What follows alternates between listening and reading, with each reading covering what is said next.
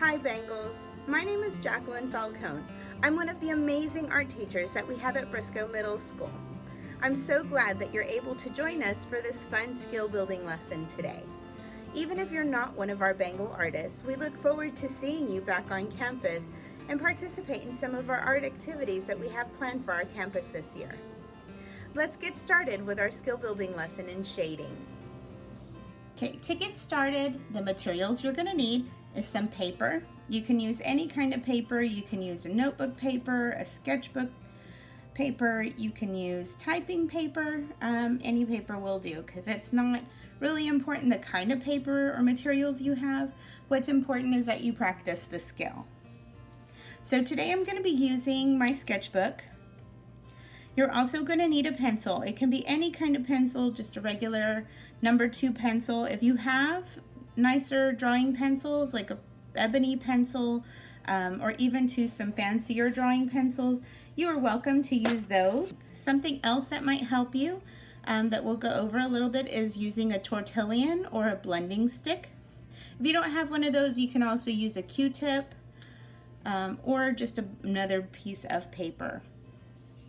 To get started, we're going to go over the basics. So when you do your shading, you want to try to keep your pencil a little bit off of the paper, just so that you get used to holding it. I like to hold my pencil kind of further back away from the edge instead of that nice tight grip that we're so used to and trained with.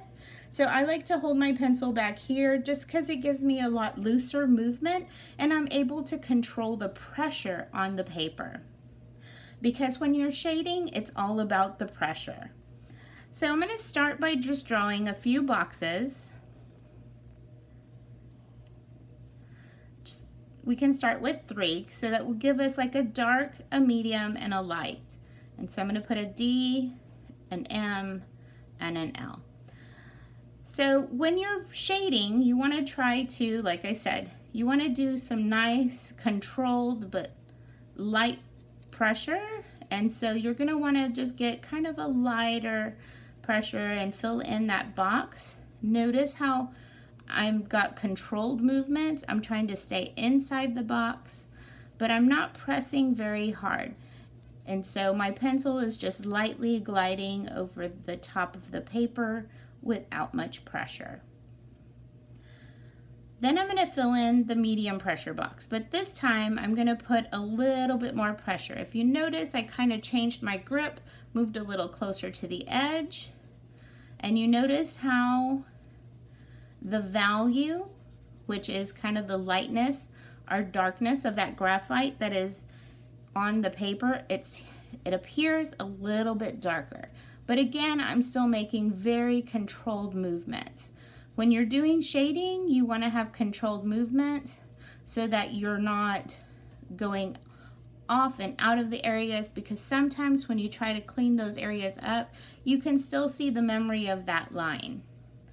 Now for the dark, and you notice how again I kind of move my grip up so that I'm able to apply more pressure and I'm able to get an even darker value.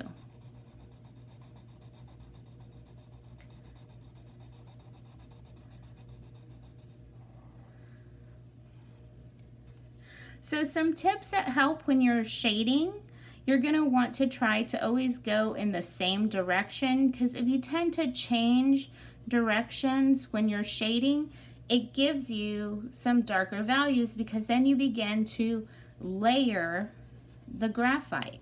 So as you notice, that tends to kind of start to build up.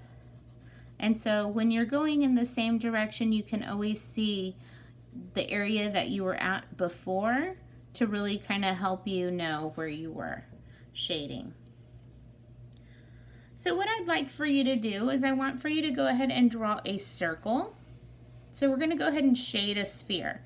So whenever you're shading a sphere, you want to kind of realize that you have a light source. So for example, we're going to pretend our sun is coming from this angle towards our sphere, and so there might be like a small area here that the light is really hitting hard. We like to call that our highlight. And so that tends to stay almost the same color as the paper, and then it'll move into some gradual shading into our shadow, which tends to be on the opposite side. So a shadow, and that tends to be on the opposite side. Oftentimes you see objects when they're in the sun, they have like a shadow that might kind of come off of that, and that is called a cast shadow.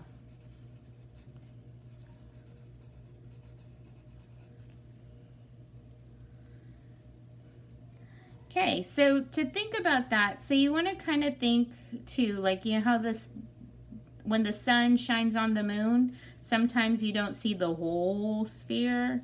And so you want to kind of picture that line, like where the light might change from light to dark. And so we're going to create like a lighter shade from that line moving forward towards our highlight.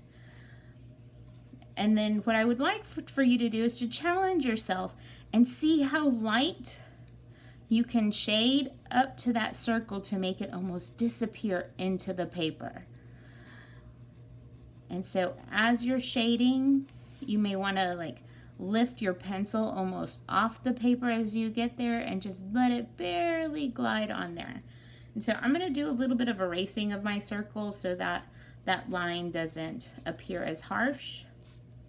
And just do your best. The more practice you get, the better you'll get when you get to school. I can't wait for you to share your skills with me. I'd love to see all of your talents. So do some light shading there up into that highlight.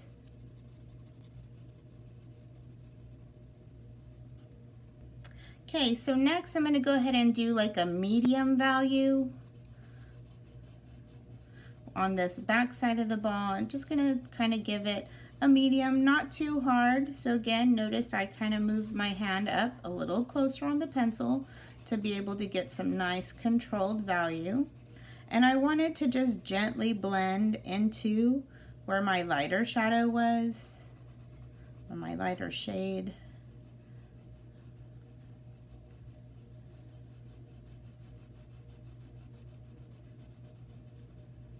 And if yours doesn't match up perfectly, that's okay, because I'm going to show you some tips and tricks of using those blending sticks to really kind of help you achieve that look. Okay, and then once I've done that, I'm going to do a dark shadow in my cast shadow area, because those shadows usually tend to be the darkest shadow that you see when you're looking at an image that has a nice light source.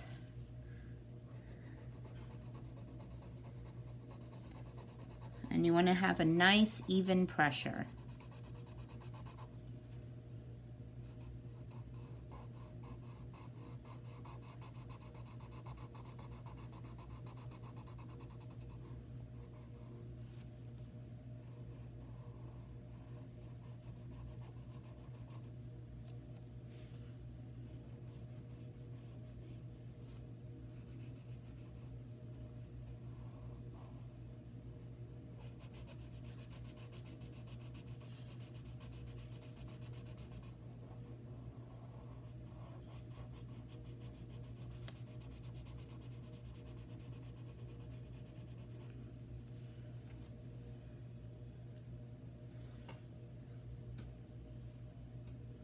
Okay, so now that you have just a basic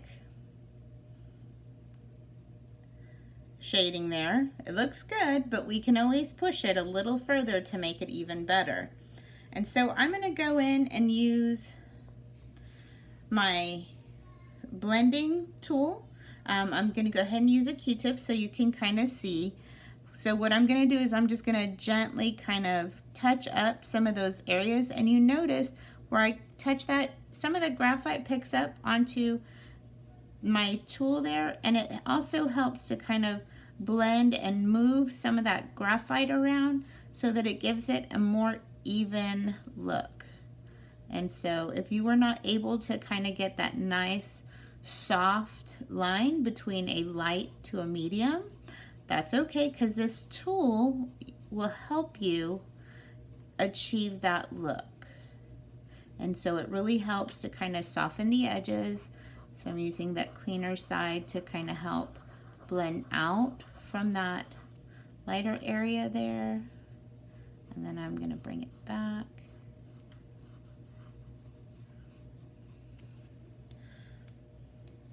Also too, a nice thing is that you can use your blending tool to also help you remove some of the areas. And so when you look at some different spheres, oftentimes like on the surface, you may get like a reflective light that kind of hits. And so I like to just kind of tap with my eraser and notice how it picks up some of that graphite, and then I can soften it with my blending tool. That will help give it kind of that more realistic look. And then go back in to really kind of finish out my, or even out my shadows.